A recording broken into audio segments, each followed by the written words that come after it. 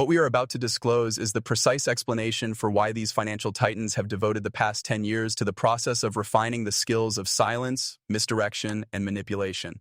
This is the moment when the mystery of the XRP secret held by BlackRock has finally been solved. When Ripple initially came to the attention of the world's largest asset management, BlackRock, at the very beginning of the relationship, it was immediately apparent to them that XRP was designed for a single purpose: to serve as the settlement asset of choice for the future generation of the global financial system. However, what they were so determined to conceal from the public, and what they buried beneath a multitude of layers of corporate public relations and strategic denial, was that their internal models do not anticipate that the value of XRP would reach $50, $500, or even $5,000. The projections that they have kept secret, the ones that are the subject of whispered conversations within the privacy of boardrooms and are abruptly taken off the air during unintentional broadcast slip-ups, are the ones that were produced by analysts who momentarily lost their composure. Indicate that the actual institutional price objective is as high as $60,000 per XRP, a valuation that they refuse to let the public know, since doing so would cause retail investors to front-run one of the most significant accumulation strategies in the history of finance. Over the course of several months, BlackRock and its longtime partner and influencer JP Morgan have been covertly siphoning XRP off of the market by utilizing dark pools, over-the-counter desks, and proxy custodians. As a result, there is not a single trace of the cryptocurrency that can be seen in their mainstream filings or 13F reports. They want the world to believe that they are doubtful, that they have no interest, or that they are researching digital assets, but the reality is that they are far more calculated in their approach. Their interest is not casual, it is predatory, and they are not just sitting on the sidelines, they are making purchases through illicit means. A Forbes digital finance article that was believed to be harmless was the starting point of the events that unfolded. However, this article disclosed an excessive amount of information. The article drew attention to a study conducted by BlackRock that looked into blockchain settlement and made a brief mention of XRP as the sole asset that is able to manage quadrillion-dollar markets when it is linked with smart contract rails that adhere to the ISDA standard. It was cleaned, rewritten, and re-uploaded with a kind, neutered tone the moment that sentence went live. It is as though someone had contacted the newsroom by telephone in order to bring to their attention the fact that they are not the ones who actually hold power over the financial story. However, copies that had been stored were disseminated for a sufficient amount of time to reveal the truth. The article's author referenced a leaked model which projected that once liquidity demand reaches an institutional scale, it will impact derivatives, foreign exchange, bond settlements, cross-border finality, intraday clearing, and other factors. The mathematical equilibrium of XRP was approaching valuation levels that would be beyond the comprehension of retail investors, and this was not a good thing. The original version contained that figure, which was estimated to be in the range of $50,000 to $60,000, not based on speculation, free of hype, structured, or designed.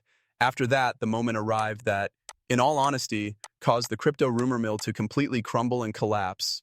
The Bloomberg advisor who, during a live discussion on institutional payment rails, suddenly blurted out, "Well, if XRP ever reaches the equilibrium price BlackRock expects," and then froze in his...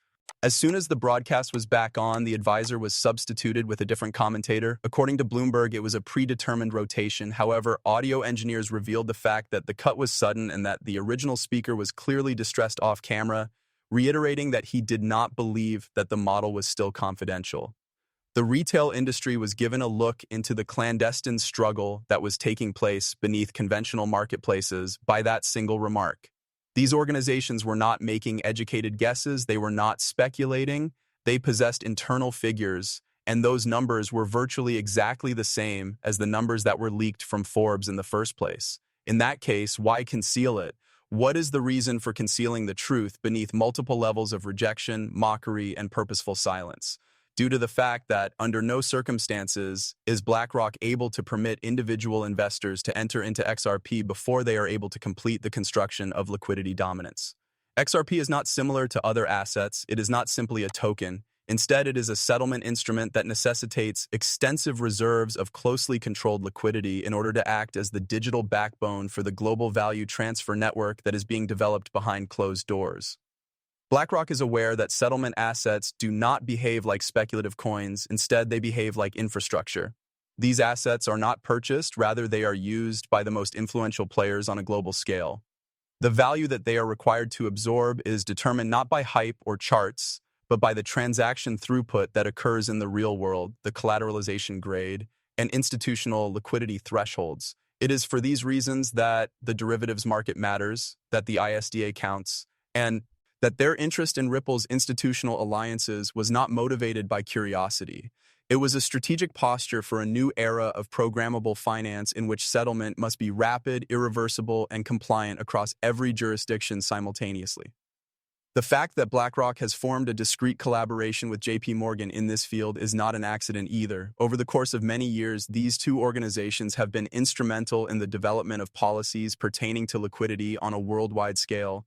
They have an impact on the committees of the World Bank, International Monetary Fund, IMF, Bank for International Settlements, BIS, and the direction of institutional payment rails. The fingerprints of these individuals may be found in everything from the push for tokenized treasuries to the pilot programs that are testing wholesale central bank digital currencies, CBDCs. These are not haphazard or chance experiments. They are steps toward the development of a unified global architecture in which a neutral, highly scalable asset serves as the universal settlement layer that connects banks, governments, financial institutions, and decentralized liquidity networks. And they are the only assets that have ever been built for that purpose. XRP is quick enough, fluid enough, compliant enough, and has already established a sufficiently deep partnership. However, the point has now been reached where the manipulation can no longer be denied. In the event that the price of an asset is already skyrocketing owing to the anticipation of the public, BlackRock is unable to accumulate that asset if it is intended to serve as global settlement collateral. In the event that retail front-runs institutions, liquidity becomes fragmented and inaccessible, and as a result, they carry out the most ancient strategy in finance, which is to repress, deny, accumulate, and control. They purchase XRP privately while openly disparaging it. They spread stories that make the token seem as though it is hazardous, unstable, uncontrolled, or technologically. Each and every instance of a lawsuit being postponed, each and every instance of regulatory uncertainty, each and every contradicting headline that has been published regarding Ripple's court case all contribute to the same goal, which is to drive the price down for a long enough period of time to allow the giants to finalize their stock purchases. The silent arms race has now moved into its last phase. The testing will be completed very soon. Tokenized treasuries are not merely speculative concepts anymore, they are being implemented in real time. The completion of integration cycles for interbank settlement pilots is taking place while central banks are in the process of implementing wholesale CBDC networks. The successful introduction of the system will require a universal liquidity asset to be prepared, and BlackRock has positioned itself to own an inordinate amount of it.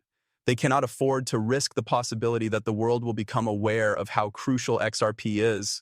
They are unable to allow individual investors to come in at an early stage and disturb their target liquidity curve. It is of utmost importance that they do not allow the $60,000 equilibrium price objective to leak again. The accumulation phase will come to an end and the price discovery phase will start at that moment.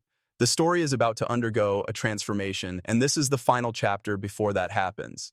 The elite have always been characterized by the same predictable hubris. They only release information when they are completely positioned, completely hedged, and completely prepared to benefit from the other side of a global financial change. However, their secrecy was broken this time. Their advisors made a mistake, their articles were leaked, their accumulation patterns were revealed in a way that exposed more than they had intended, and now the retail sector finally has access to the